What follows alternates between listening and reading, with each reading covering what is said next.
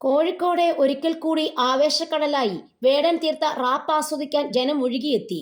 വേദിയിലും സദസ്സിലും ആരവത്തിൽ വേടൻ നിറഞ്ഞു പാടി. കാലുകുത്താനിടയില്ലാത്ത യുവാക്കളും കുട്ടികളും മാങ്കാവിലെ ലുലു മൈതാനത്ത് നിറഞ്ഞു കവിഞ്ഞു. ആരവങ്ങൾക്കിടയിലൂടെ വേടൻ പുറത്തേക്കിറങ്ങിയപ്പോൾ ഒരു യുവതി വേടനെ ഒരു സമ്മാന പൊതിയുമായി എത്തി. സ്ഥിരം തനിക്ക് കിട്ടുന്ന ഒരു സമ്മാനം, അതിനപ്പുറം ഒന്നുമായിരിക്കില്ല എന്ന് കരുതി വേടൻ അത് തുറന്നു. അതുവരെ ആവേശത്തിൽ കണ്ട വേടനായിരുന്നില്ല ആ നിമിഷം കണ്ണു നിറഞ്ഞ് മുഖത്താകെ സങ്കടം. അതുവരെ ആവേശത്തിൽ കണ്ട വേടനായിരുന്നില്ല ആ നിമിഷം മുഖത്താകെ സങ്കടം. ഓർമ്മകൾ വല്ലാതെ അവനെ വരവേറ്റു. മരിച്ചുപോയ അമ്മ ചിത്രയുടെ പഴയ ഫോട്ടോയാണ് മുക്കം മണശ്ശേരിക്കാരിയായ മെഹ്റുജ ഫ്രെയിം ചെയ്ത് സമ്മാനമായി നൽകിയത്.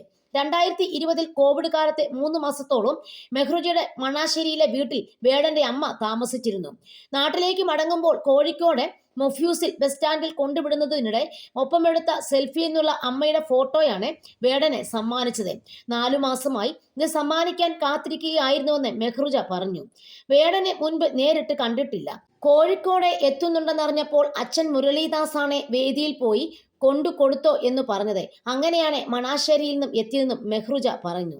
അമ്മയുടെ ചിത്രം നെഞ്ചോട് ചേർത്ത് വേടൻ ആ വേദി വിട്ടു. ആ കണ്ണ് നിറഞ്ഞൊഴുകി. ഒപ്പം നന്ദിയുടെ സ്നേഹത്തിന്റെ 1000 സ്നേഹം മെഹ്റൂജയ്ക്ക് വേടൻ സമ്മാനിച്ചു.